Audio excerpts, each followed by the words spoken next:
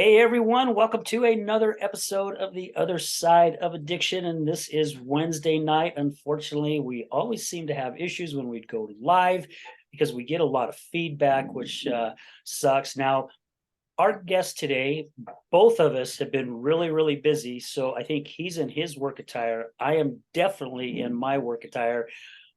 But hey, the show goes on. So we got a really good topic that we're going to talk about today. So our guest is Calvin Clapp. Calvin works at Liberty Recovery, which I had the honor of speaking at. Oh my gosh, probably about 4 or 5 months ago, if probably no, even probably longer than that, maybe 6 months ago. Really enjoyed speaking with everyone that was there, and I believe I left something for him to take, which I always hope during our speaking. But today we're going to talk about living selflessly and carrying the message of recovery. Calvin, thank you so much, brother, for being on the show. We've been working on this for a while, and I'm like, let's just get you on a Wednesday show. Let's just make it happen. Yeah, for sure. I'm stoked to be here, and I appreciate you kind of working with my schedule and giving me some options. Yeah, I've been looking forward to this for about a month, and I've been following your show for almost 2 years now. At the inpatient facility that I went to, Matter. You're very familiar with that. Yes. Yeah, like I've seen you have shows with a lot of people involved with that program, from the owner and creator of Matter all the way down to past clients, which includes myself today. So I I've been following you for a while, and Well, the community is very lucky to have you. thank you so much, and thank you for your support. I mean, the whole time you're talking, I had goosebumps, and thank you. That see, I'm already getting emotional. That means so much to me, right? Because I would have never ever thought that this podcast would have gone where it's gone. And I'm just so grateful. And I owe it to individuals like yourself, Calvin. I mean, seriously, it's the guests who come on the show that are making it possible. Man, all I do is talk and ask questions, right?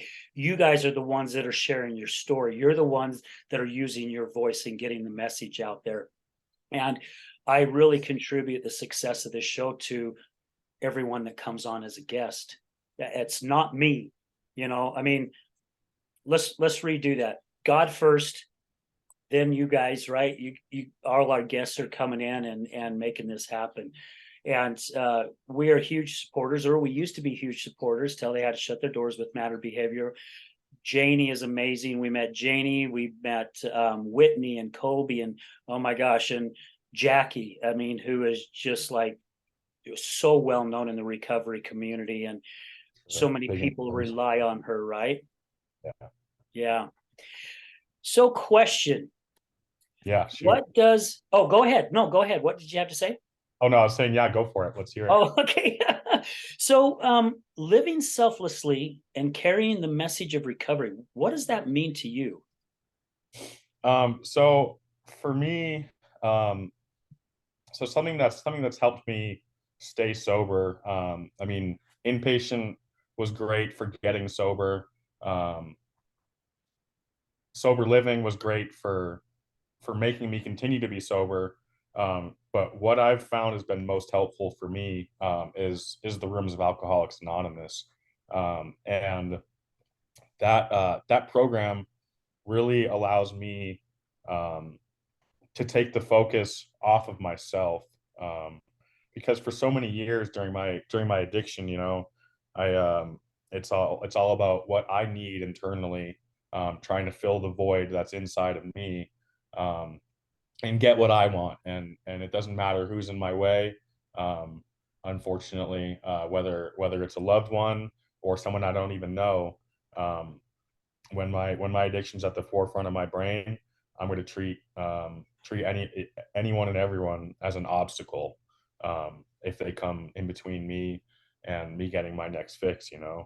Um, so just for so many years, I've been selfish, and just doing everything that I needed to do, to achieve what I needed. And being an Alcoholics Anonymous and being sober, allows me to take the focus off of myself, um, and find for me, like, the true purpose of my everyday living is to help others. And um, a big part of it is using my past experiences to help others. Um, for me, that gives, at the end of the day, that's what makes all those years of turmoil, of destruction, um, of things that I should regret, but I don't, because it makes me who I am today. And today I can use those experiences as learning opportunities, and I can use those as strength and power, um, to help others who are going through the same thing, um, or who are going through those regrets currently in their life. Um, one of the things we talk about is, our our greatest failures will become our biggest assets in the future.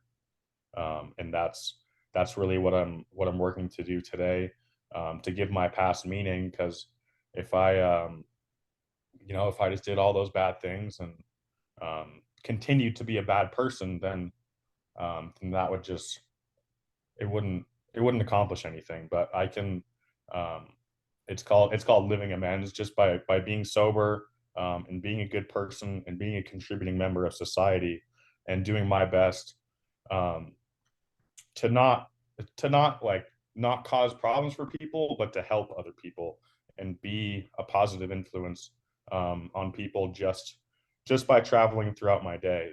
Like, um, being supportive to people, treating them as equals, um, just saying hello to people, acknowledging their problems, lending an ear or an arm or sometimes a shoulder, at times, um, just to help others get through, their issues. And that allows me to take the focus off of myself and get out of my own head, because, it's usually not a fun place to be. Right. and and a big part of it is, the 12th step is continuing to carry the message to the alcoholic who still suffers, um, and to practice these principles in all of our affairs. So I get to practice, being honest in all of my affairs, um, and I get to carry the message and just share the things that I've been able to achieve through sobriety, um, and just sharing my experience pretty much. You know, that is just one thing that I love about the recovery community, right? Is how quick they are to lend a hand, how quick they are to, gosh, take their coat off and give it to someone else, that's cold. And when we talked about, living selflessly, when we're in our addiction, we are pretty, I mean, it's all about us, right? I mean, really it is. However, it's also about other people, right? Because they're also the blame of our addiction, right? Yes. Because we're not going to admit to it, right? They're the ones that's causing us to go off and do, or maybe it's because we're feeling depressed, or maybe it's because we have the anxiety, or whatever it may be, and to figure life out, if not living selflessly, that is so huge. Because in my journey, when I lost my job in 2009, that has been such a huge part of my journey the past 14 years. I started getting involved where I was volunteering for a lot of different things. And it was thanks to the local chamber, the West Jordan Chamber of Commerce. I got involved with it. And I was just like, oh my gosh, is this what you guys do? Really? I mean, this is kind of cool. And, and I started learning so much. And the feeling that I was getting from that was just incredible. And it really started opening my eyes. And when you said that our failures end up becoming our greatest asset, that is so freaking true. 100% in my belief, anyway. Yeah. I think, I mean, you believe that same thing because you said it. And so many of our other guests on the show have said that as well, because it really has, right? It took us from a person we didn't love, that we didn't care about, Mhm. to someone who we fell in love with ourselves for once, not in a selfish way, but we cannot help others unless we feel good about ourselves, right? I mean, how could you help me if I walked in your door if you felt the same way that I felt? It wouldn't be possible.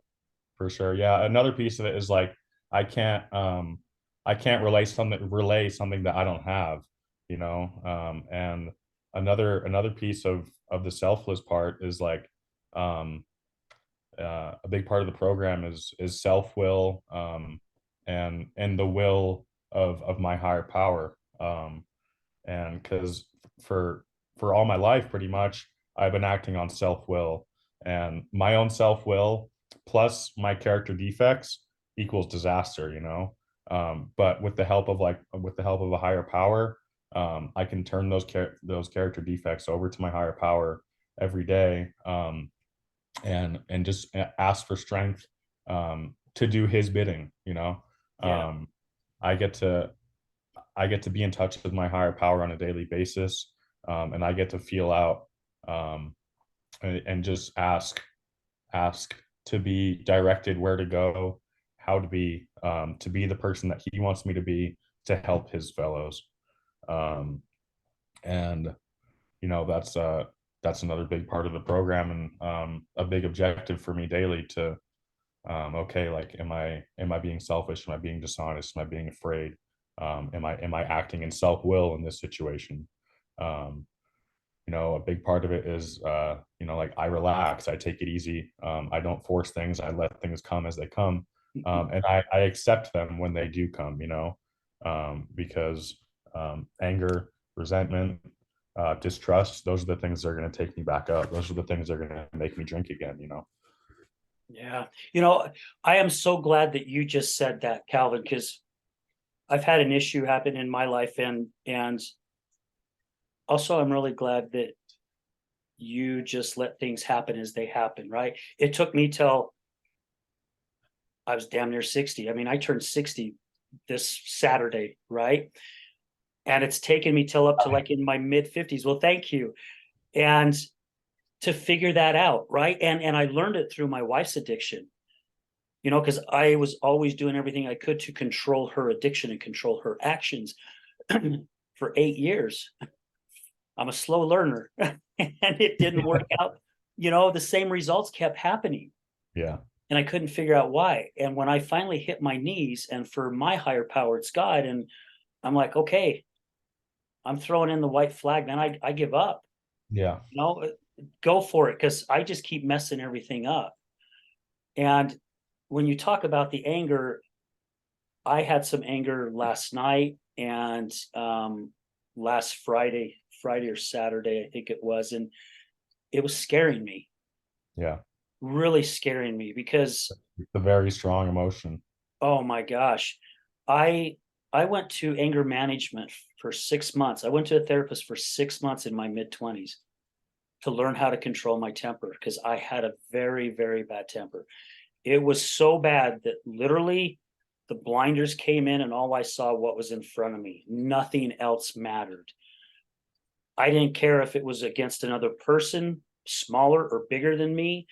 I didn't care what it was. I was putting my fist on it. I never did put my fist through a brick wall. I tried many times, but it never happened. Put my fist through doors, walls. I don't know how many times, you know. And this weekend, and even last night when it was happening, it literally took me an hour to finally realize what the heck was going on. And it was scaring me, right? It Yeah. was literally scaring the crap out of me, because I'm like, no, no, no, no, no, man. I've had a pretty good handle on this for umpteen years, since my mid 20s. Now here I am almost 60, and I'm feeling that feeling starting to come back. Probably like those who are in long-term recovery, where something triggers them, right? And that feeling comes back like tenfolds.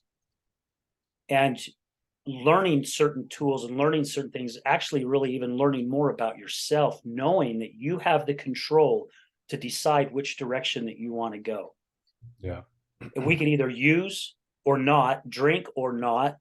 We could be angry or not, right? We get to choose. And I have allowed myself now to feel my emotions, whatever those emotions are, and then do everything I can as quickly as I can, as long as it's healthy for me, wipe my hands of it and get moving again.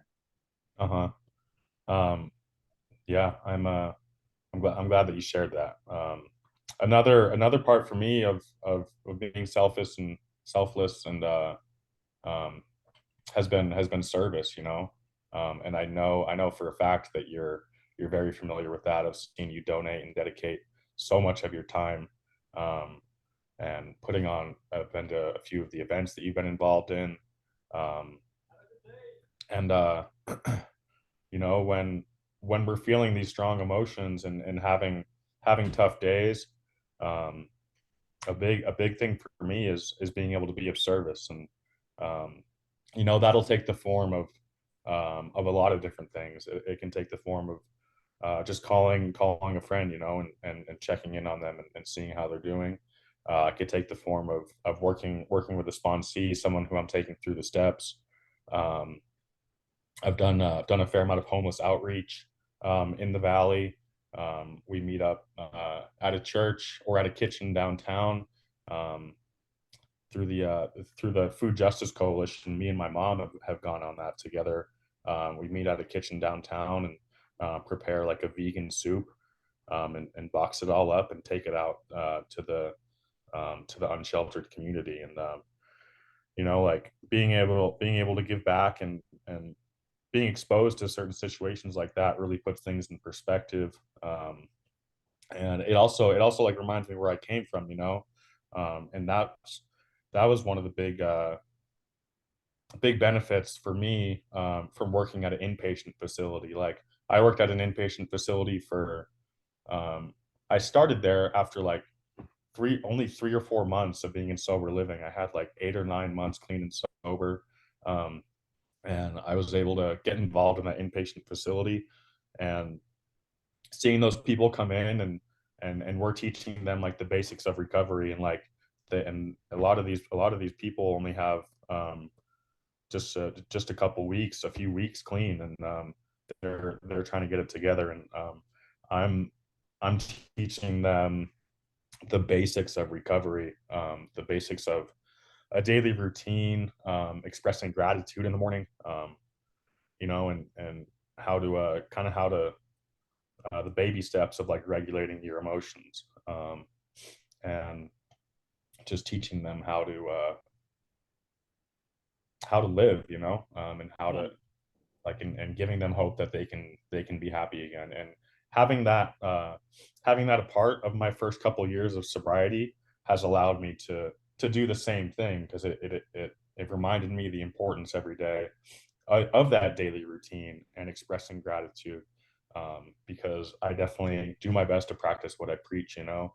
Um, so the benefits that I've received from working at that inpatient facility um, and being of service to other people, has has given me a very very solid foundation to um, just what's really the beginning of my recovery. You know, I'm pretty involved in the community, and there's there's a lot of people, and a lot of my friends have anywhere from 1 to 15 years of sobriety. You know, and this is just the beginning, and I'm sure, God willing, when I hit 5 years or whatever, I'll look back on these days and be like, I didn't know what the hell I was doing. And I'm sure, once again, God willing, that when I hit 10 years, I'll look back at 5 years and say, I didn't know what the hell I was doing. But you know what? Like I'm doing what I can every day. I'm taking suggestions from those that came before me. I'm remaining teachable. And I'm just doing my best. You know, it's it's not easy, like going from being so numb, for so much of my life, to just all the emotions all the time, and not having that not having that luxury of being able um to have a drink at the end of a long day. Yeah. And like there are certain people who can do that, you know. And I've accepted that I'm not one of them. There's this quote from Robert Downey Jr. It says, "Yeah, sure, I'd like to have a drink tonight, but I'd also like to be home for Christmas." And that's really true, you know. Like if I today is July 12th, like if I drink today, I'm not showing up to family holidays for this year, and who knows how many years after that. Yeah. I have a disease that once I put something in my body, I have an adverse reaction in my body and in my mind, and I won't stop until um, I physically have to, and that usually means getting locked up. That's how my journey started. Um, started started in jail. I didn't choose my sobriety date, which is June 1st, 2021. And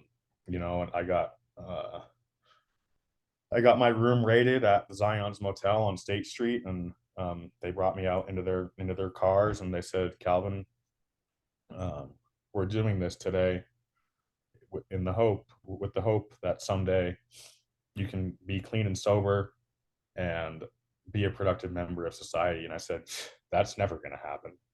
And they took me to jail, and I I still had no desire to change at that time, you know, because when I'm in jail, I'm not waiting to get out. I'm just waiting to get high. And I had to um, give up what I thought I wanted, which, at the time was to be out of jail in a room with some heroin and my prostitute girlfriend, and that's that's what I thought. That's what I thought the next time I was going to be happy was, and after a while, I said, you know what? I don't know when the next time I'm going to be happy is, but I'm going to leave that up to you. And I stopped praying for things like Trix cereal in the morning, and started getting real and started to get in touch with my higher power. And they say addiction is the opposite of connection, and Yeah. I started, I started allowing my family back into my life. I was sitting in jail, and I didn't. I figured in the beginning, well, might as well call my family, who I've been ignoring and pushing out of my life for so many years. And Yeah, started letting that connection back into my life, and um, I was able to show up to an inpatient facility, and um, I did the hard work, and um, I spent 88 days there. And I remember a couple days before, it was a couple weeks actually before I was set to graduate. I was talking with one of the staff members, and I was like, "Yo, man, like I'm scared, like, because if I go back out there and that switch flips, then it's game on." And like I know myself, like when I have something in my mind, like I'm going to get it.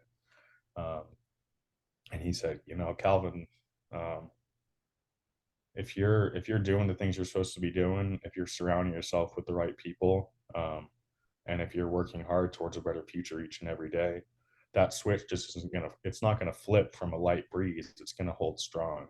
Um, and that's I went to sober living after the after my time in rehab, and spent 56 weeks in a sober living. I figure it's uh, better to stay too long than leave too early. Absolutely. Yeah. And like I use that time and that experience to my benefit. The first person I talk to when I wake up each day is clean and sober and on the same journey as me. The last person I talk to when I go to bed, before I go to bed, is clean and sober and is on the same journey as me. um, and that was another big piece of like being able to um, follow and take suggestions from people who came before me. um, without that experience, like I definitely wouldn't be who I am today. It allowed me to start building connections in the community, and start building lifelong friendships as well. And after those 56 weeks, I moved out, and I have my own apartment now, which I pay for, and and um, I can close the doors, and You know, I have freedom today. You know, I've done a lot of difficult things so far in my recovery. Um, but like I'll say this a lot, like what I'm most grateful for is to be able to do the easy things that I've never been able to do. You know, I can leave this apartment to go to my job after a full night's sleep with a full meal in my belly, and I'll be on time or early for work. Like all those things, like, no, I can, I have a vehicle, like, and when I get gas, like, I fill it up every time. That's like, I'm not looking for change under the floor mats, to get $1.50 of gas. And, um, you know, like being able to do those easy things today, is what um, keeps me grounded in the program and grounded in this life. And the blessings of sobriety um, are very good and never ending from what I hear. So You know, everything you just said, I think was, well, not, I don't think it was very, very helpful for those who don't quite understand addiction, right? And the journey, how hard that journey really is. yeah, You know, because you said, you know, yourself, all you could just go make one little teeny tiny choice, yeah, and that will change your world in a whole different way that's not good, yeah, right? Because you know where that journey will take you. yeah, You know, it's like Lucy in the Sky with Diamonds. I guess it takes you to Wonderland, you know, pretty much. And again, it's what society doesn't realize, the grasp that addiction has on individuals. And it doesn't matter, again, what the addiction is. The addiction, the brain works the exact same way. You know, it could be drugs, alcohol, porn, gambling, gaming, our phones, yeah, you know, right? And the brain fires, the neurons fire the exact same way. And to be able to recognize that, you know, I mean, that's probably like what I have seen and also heard from other guests. That's almost like the hardest part of the whole journey, is to recognize when that finger's poking you in the ribs, going, no, life's been a bitch today. It's time, you know, you need to go get a drink, or there's just a bar right around the corner, right? yeah, Or, you know what? I think I'll go do a line today because I could really use one, because, you know, I pulled out in front of somebody and they honked their horn at me. Now I'm upset, right? I mean, seriously, it could be things oh, that for sure. tiny, Yeah, right? And that's where people don't understand the struggle that those that are in long-term recovery go through quite often. yeah. And it can be, and like the hard part is like, it's not always just that one person pulling out in front of you. It'll be that person pulling out in front of you after you just had a freaking terrible day at work, after you didn't sleep last night because the neighbor's dog was barking. It's this, it can, like, you know, like you can, someone can pull out in front of you 100 times, but that 101st time with the wrong, on the wrong day, with the wrong circumstances and the wrong mood, that's what you have to watch out for. Like, because you know, my disease is always in the back doing push-ups, waiting for me to have a weak moment. Yeah. um, my disease, it wants me dead, and it's never going to quit. And you know, someone at a meeting was talking about it, like, so we get a daily reprieve from our addiction. Um, and they defined the word reprieve, and it's a postponement, usually of a death sentence. And you know, and that's what I have. And I get a daily reprieve if I do a few things each day. um, I'm I'm living on borrowed time, you know, and I'm just trying to make the best of it. And yeah, Yeah. You know, we're all living on borrowed time.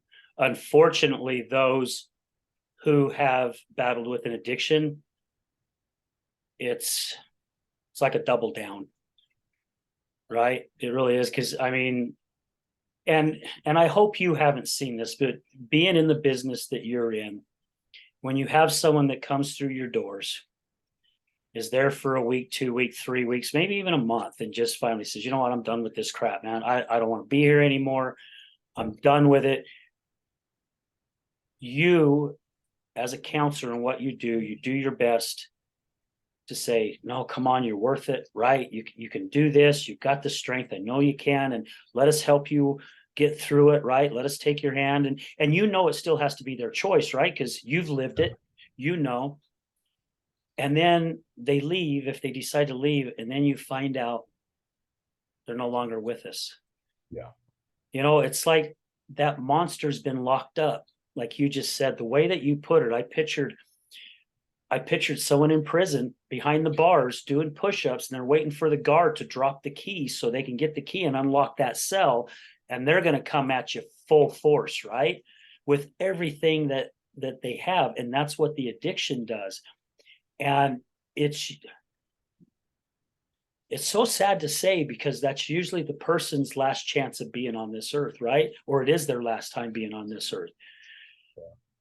Because they've starved it for so long, and then that monster grabs a hold of them, man, and it's too late. Yeah, no, I've definitely seen that, and unfortunately, there's been already been several people who I went through treatment with who have passed away. Um, Luckily, no one that I've worked with has passed away that I know of. But unfortunately, like, you're either working on your recovery or you're working on your relapse. Um, and you know, a big thing is like being like like this journey is a struggle, and having compassion towards yourself when you're struggling um is what allows you to have grace and compassion towards yourself. Like we're so hard on ourselves, and we're the last people to notice positive change within ourselves. Like because like for so long, like we're used to being bad, and we don't think we're worthy of having a positive life, and um like something that I remind people, like, um if they're being really hard on themselves for someone, I'll say, okay, so let's say John Smith did blah blah blah blah blah. How would you deal with that situation? They'd be like, oh well, I would tell them that they're working hard and that they're doing the right thing and that these things take time, blah blah blah blah blah. And I'm like, okay, so tell that to yourself, like give that compassion towards yourself, um, because we're all, um, at the end of the day, like we just have ourselves when we put our head down on the pillow, and um, a big part of addiction is escaping how we feel in here, because we just want to be numb, and we don't want to have to think. But being able to be okay um, with what's going on inside of our heads, and being able to get back to that kind of equilibrium and state of feeling okay, um, is is important for sure. Yeah. And again, that is a tough one. I know someone right now that's going through it, and it breaks my heart. It literally, yeah. I'm really struggling with it right now, being on the other side and watching it unfold. And it's tough. It is tough. And, you know, I don't know the message to get out. I do my best to help as many people, especially the ones that that call me and go, hey, my son or my daughter is having issues, and what do you suggest? And I usually don't do a lot of suggesting on that, because I've not had a son or a daughter that's Yeah. battled addiction, because to me, that's a different ballpark than having a spouse, right? Like when my wife was battling her alcoholism, I can divorce my spouse, and however, not a lot of, I mean, there are some parents that disown their kids. Yeah. However, it's very, very difficult, and how it eats them up inside. It drags them into it as well. Yeah, for and sure. Because they've been it's attached tough. from day one. Yeah. Yeah. And again, it's that not understanding, it's a tough one, man. I mean, again, and I love, that's what I love doing about these shows, and just waiting for the day where this is all I get to do is be in a studio every single day and just interview amazing individuals from all around the world, which I've had the blessings to do.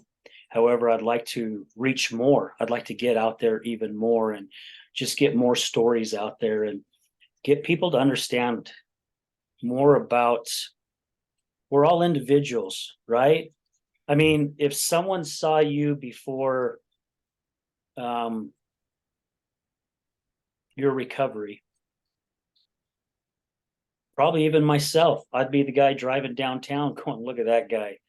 Why don't you get your shit together, right? Come on, give back to society. Good job. Now I see this individual.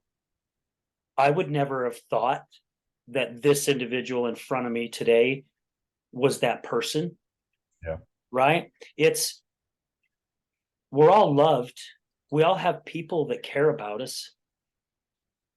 And it breaks my heart. And again, I'm guilty of it. I mean, I'm flipping guilty. It's taken me these last few years of learning more about it to get me to open my eyes a lot more of, yeah. I was talking to somebody who has a facility that was in a really nice business building. Very, very nice. They help people who are in outpatient. Okay. They help them with their meds. And I'll just bring up their White Tree Medical, right? I was in there having a meeting a week ago with one of the owners. And he was telling me, he goes, yeah, we used to be in that building next door. And I'm like, seriously? I says, I didn't know that. And he goes, yeah. And he goes, all the businesses in that building was on the owner of that building to kick us out. Yeah. And I said, why? And he goes, because of the individuals who walked through our door. Yeah. So if anything happened in that building, it was them, right? And them, as I'm talking, them in recovery who are working their butts off to get the help that they're wanting to get in long-term recovery.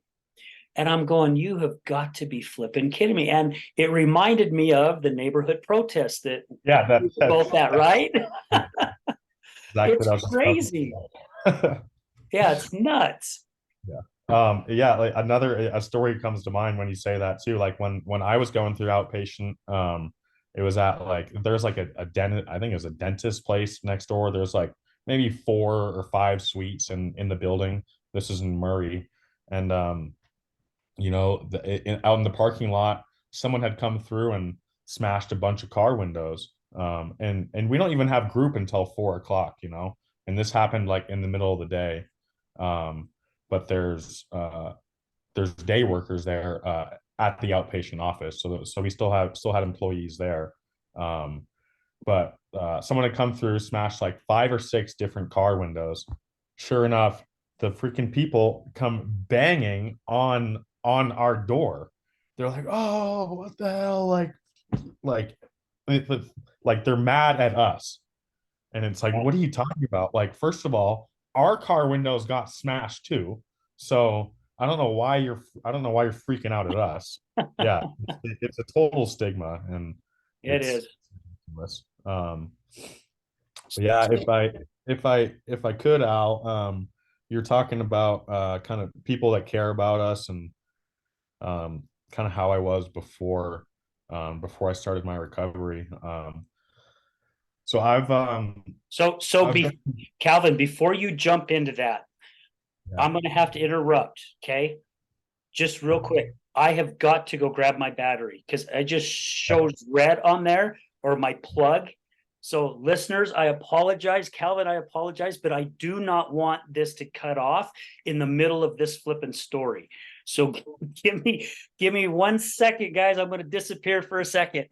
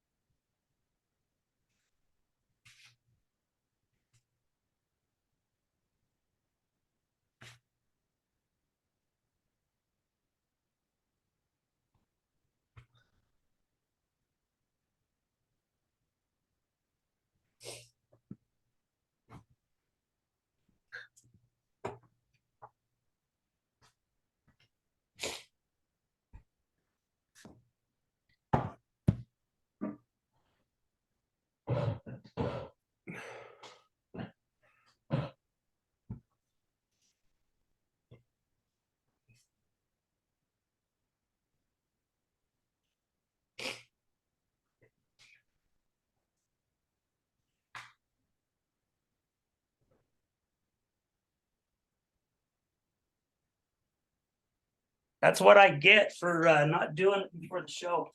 I had a feeling that. I thought for sure I'd have enough, but as soon as I saw it hit red, I'm like, oh crap. All right, guys, I apologize. Calvin, go for it. Cool. So yeah, I've been living out in Salt Lake City. So I grew up in Boston and I moved out to Salt Lake City to attend Westminster College the fall of 2013. Um, you know, I met a good group of friends out here, and I'm still in contact with them to this day. So this was kind of I don't know, I was kind of all on my own out here, and left to my own devices, you know, and like I said a while ago, like left to my own devices, like I'm gonna get up to no good. And that started happening pretty quickly. And you know, I learned a few things at Westminster, but I dropped out pretty quickly, and quickly learned pretty much how to smoke cocaine, and that's what my main focus was for a long time, you know. And um, pretty sure I was the only one in my friend group smoking cocaine, and you know, my significant other at the time um, made it clear that she was not okay with me smoking cocaine, which is pretty a pretty reasonable request, honestly. Right. And so I didn't decide to stop. I decided to hide it. You know, and that relationship eventually failed, and that was when I learned. You know, I was lonely. I was hurt, and I didn't know what else to do except to get high. You know, and you know, I kept my family life going. I stayed in contact with my friends. I was still going to concerts and stuff and having fun.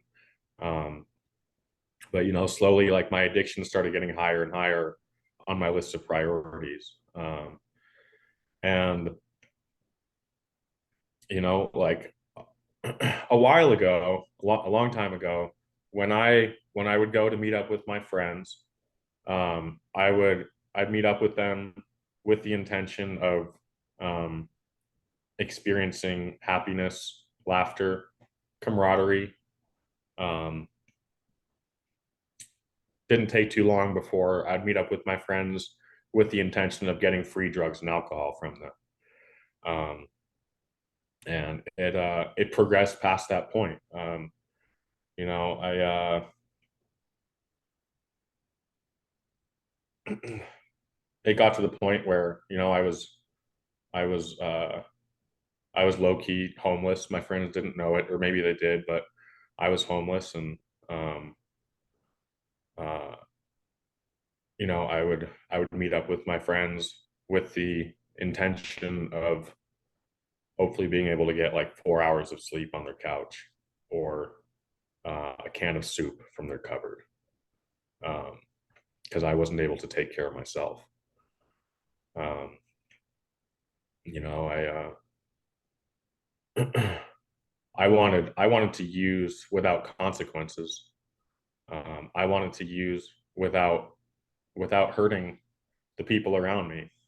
Um, and I did that by pushing them out of my life, um, out of my mind, out of my sight, and out of my life. You know, um, but just because I push them out of my life doesn't mean that I'm still not in their life, and that they don't care about me still. So you know, I started spending a lot of time down on North Temple. Um, I remember I lost my phone for the first time, and I just assumed that my parents, everyone was gonna think that I was safe and fine, and there were no issues, you know, because they were out of my sight, out of my mind, and out of my life. Um, Unbeknownst to me, they couldn't get a hold of me. Uh, there's hundreds of posts going around Facebook looking for me. There's a missing persons report filed My mom tracked my last few phone calls from the phone that I lost, saw that I had been calling uh, from a motel down on North Temple, tracks me down on North Temple, um, sees me in the state that I'm in, says, Calvin, you need to go back to Boston and live with your dad. I said, shit, you're probably right. Um, so I took my things, which was like nothing. It was like a backpack. Took myself, um, and I went back to Boston. And I also took the energy of North Temple back with me, to the suburbs of Boston, which it didn't fare too well for my friends, out there. These are friends that I've known my whole life.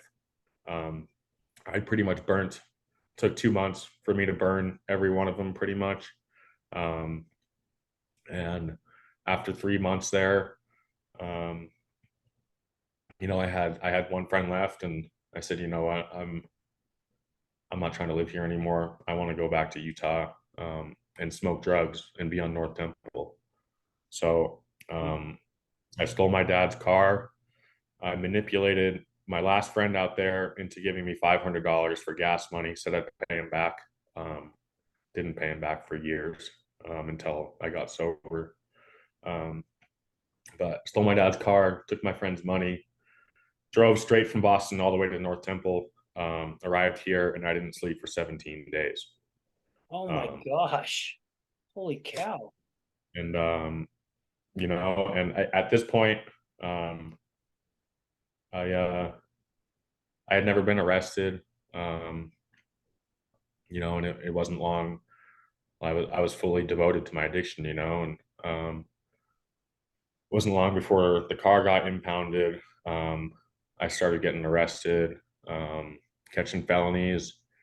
Um, I remember the last, and this was like in between uh, 2019, 2020, 2021. I remember the last Sunday of May in 2020.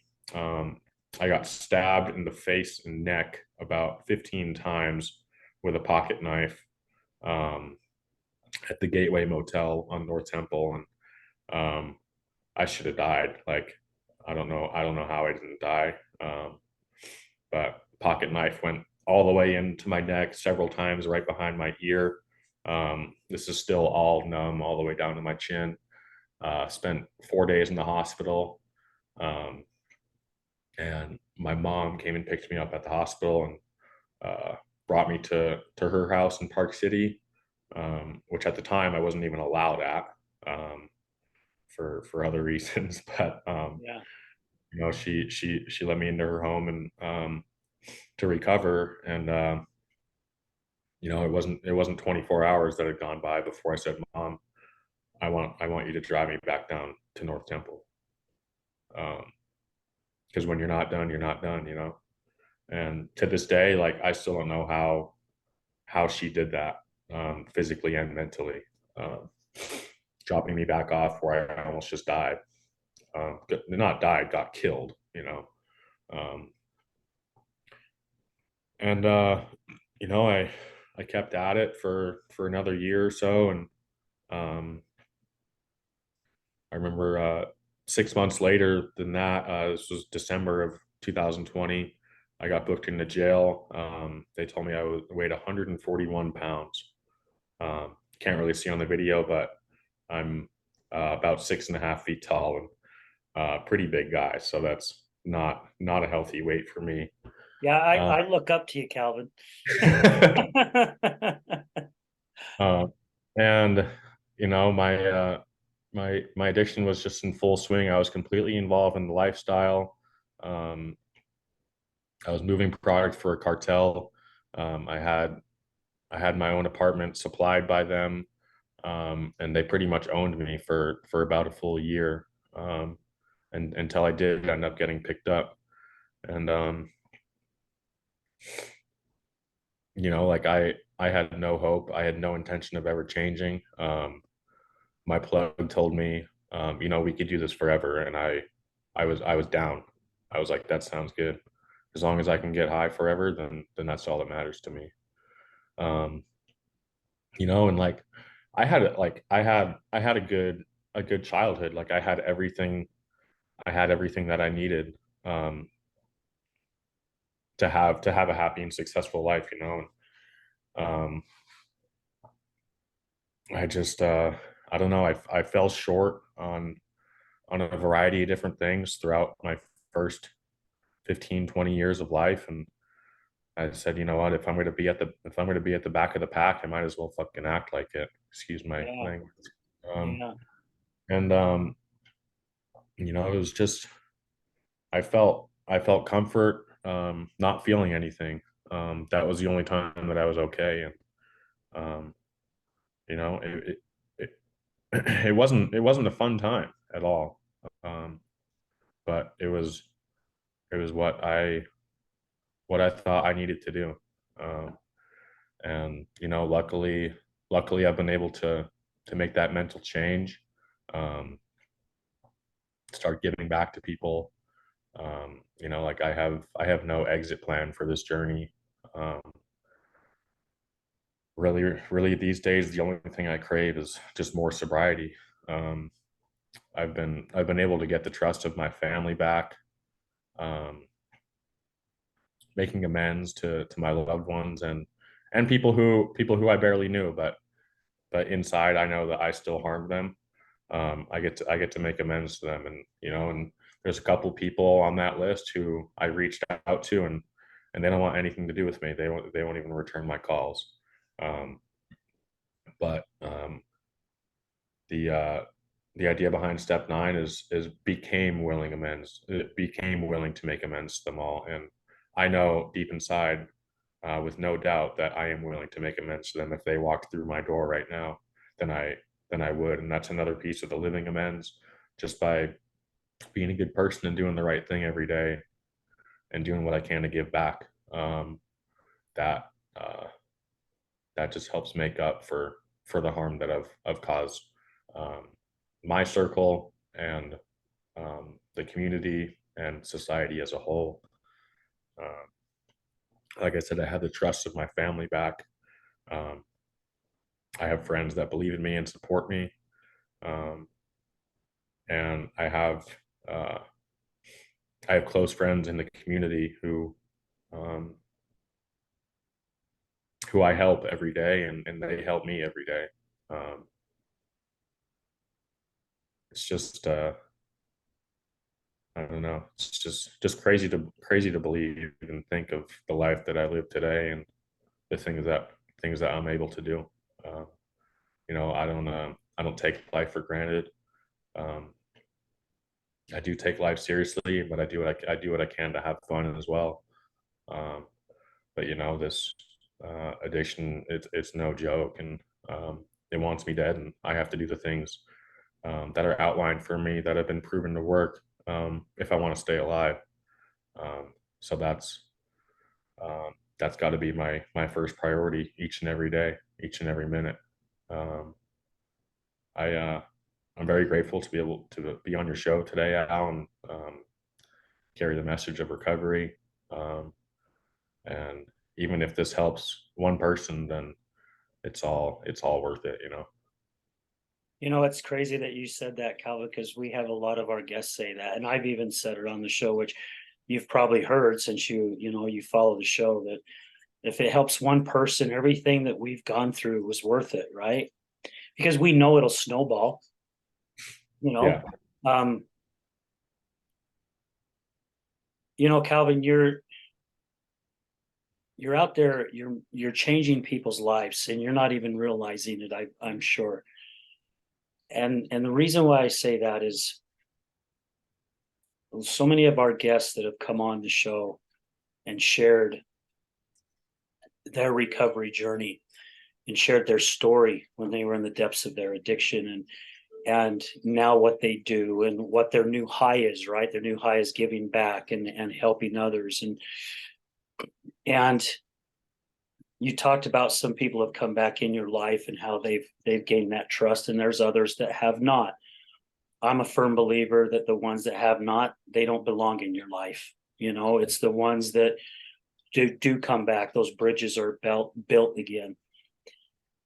And I've had people say on the show, that individuals have come up to them and have told them thank you, right? There was a story of a gentleman from the Other Side Academy, that's when all the riot stuff was going on downtown, and they were out there doing their best to help. I guess the cops set up kind of like a headquarters right close to there, and one of the guys went out from Tosa to go help, and one of the cops looked at him and he goes, "I know you."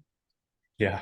And the guy went over and gave the officer a big hug and that says, "Thank you, you saved my life," and I mean, that individual from Tosa was actually making a difference in that cop's life, right? He was seeing what this man became and the lives that he's touching right now.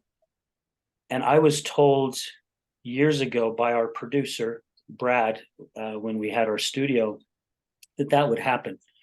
And I basically said, BS. No, it's not.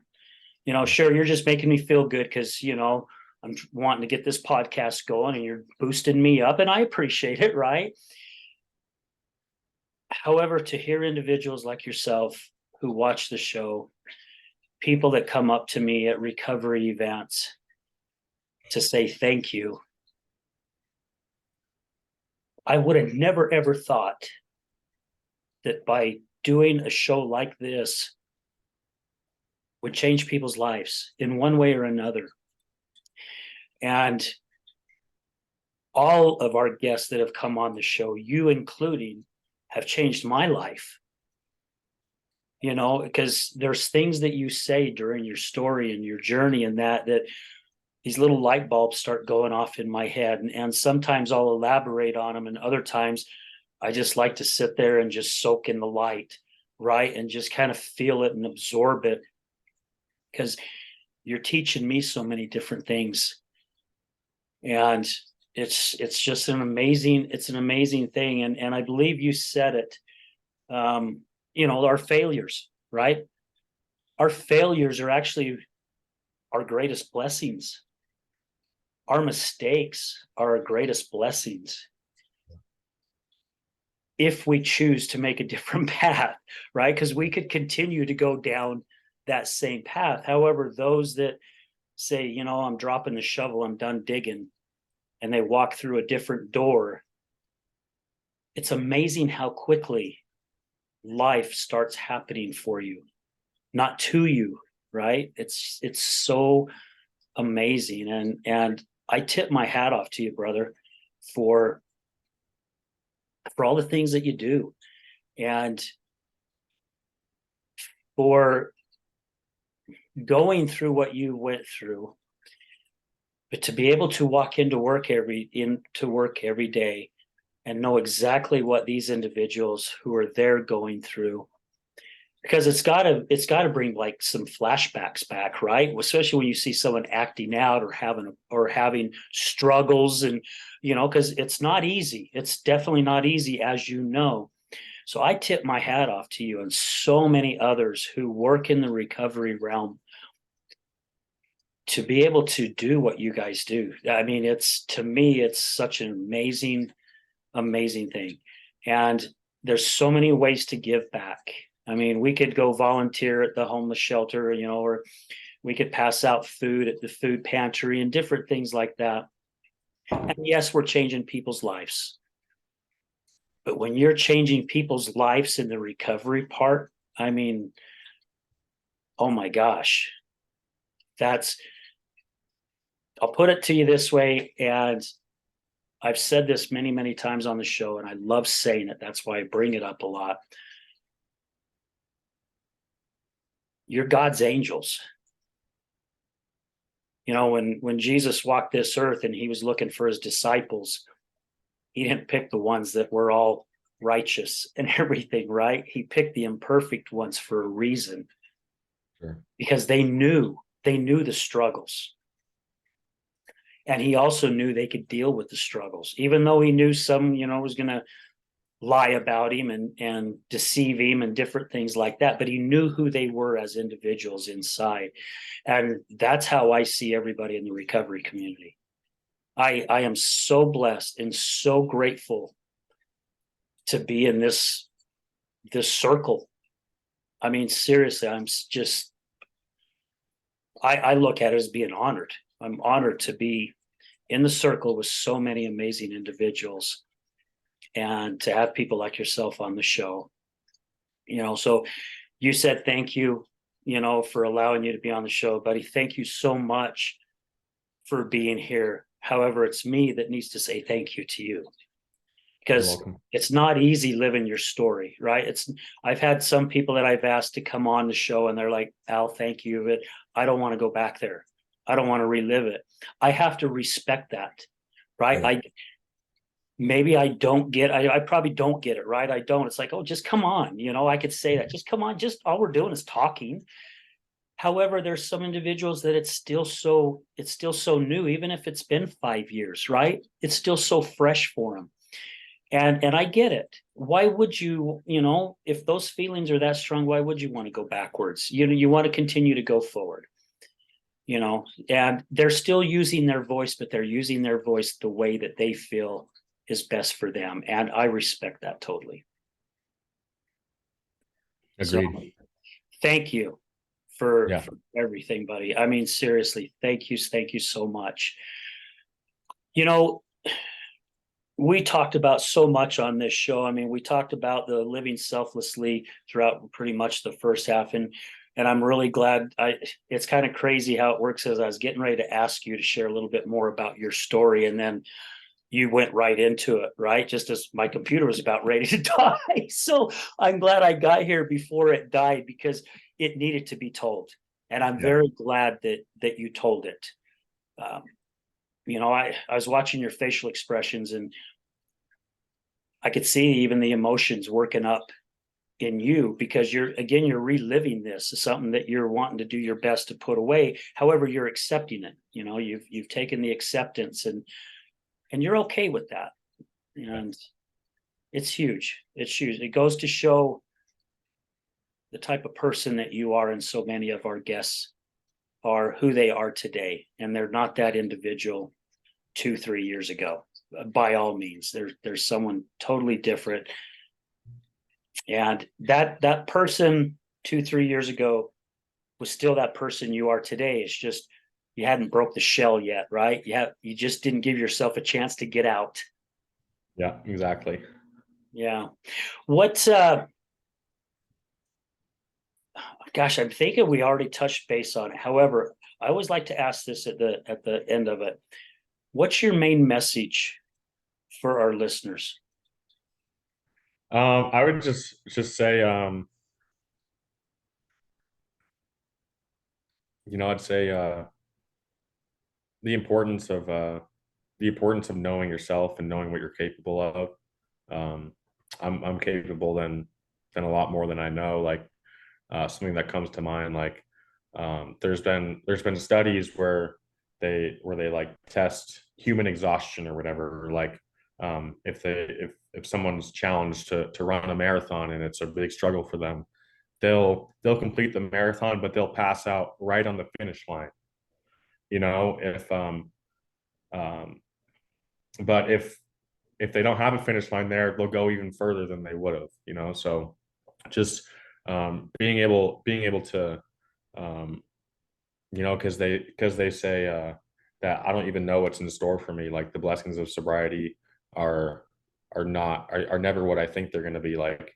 And they're always better. So if I take away what I pretty much just not limiting myself, and just taking each day as it comes, and something that I've learned, and it's been difficult in my recovery, is the importance of boundaries. Like because I was close with a lot of people who I went through treatment with, a lot of people who I was in sober living with, and like that was like I only went to rehab once, and like I didn't know that 90% of the people were going to relapse when they got out.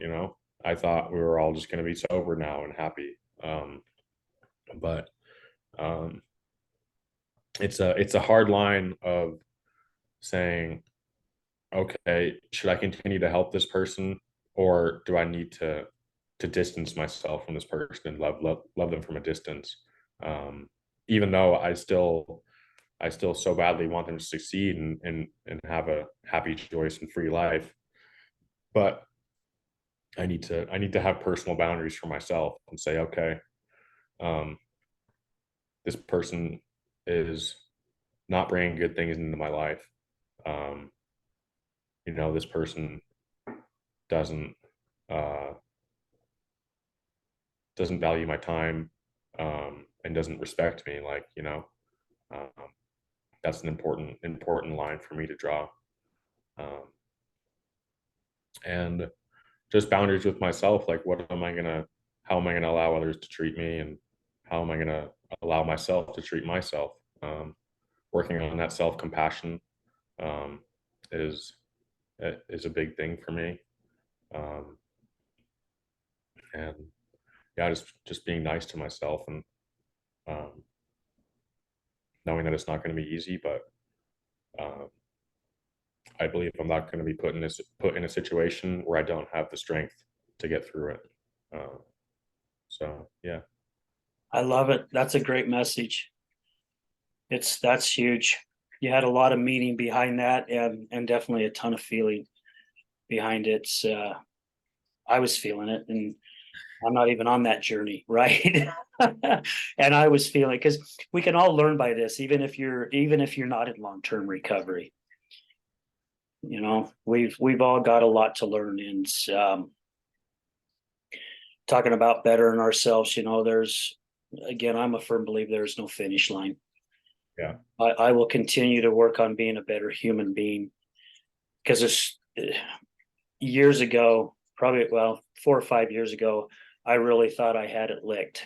I really did. Yeah. And then I went to a class and had this homework stuff. And after a couple of days, I realized I'm a long ways of having it licked. There's so much more. So, yeah. Is there anything else you'd like to share, Calvin, before we sign off? I don't think so. I think I'm good. All right. Well, again, thank you for your time. Thank you so much. And I'm so grateful that we were finally able to get you on this show. I know we've tried here and there, and it's just the schedule, it just didn't work out. And it's kind of crazy. Like I said, I'm a slow learner. Apparently, one day I finally realized, hell, man, I control the shows. I can do a show whenever I want to do a show. I don't have to stick with the schedule, because I'm Yeah. not going into a studio right now, right? When I was in the studio, I had to have a set schedule for the studio, and now we're just doing through Zoom until I get another studio. And it's like, gosh, I can do a show anytime I flip and want to. I could do one every night if I choose to. So yeah, we'll make it happen. Cool, Al. Yeah, well, guys, again, thank you to all our listeners, all our sponsors, guys, and again, all our guests. We couldn't do this without you. Thank you for all your love, all your support. And guys, mark your calendars right now for Saturday, October 7th.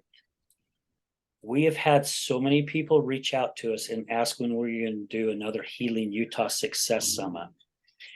And the one we did in April, we had such great feedback on. We wanted to do one in Layton. However, the Davis Convention Center just didn't have a room that we felt comfortable with to have our audience in. We felt they'd be too packed in, and it would be too uncomfortable. So we're going to be back out at the Miller campus at the Miller Free Enterprise, same place that we did on April 15th. So October 7th, which is a Saturday, and it's going to be from 1 to probably 6 or 7. And we've got 4 speakers that are coming in this time.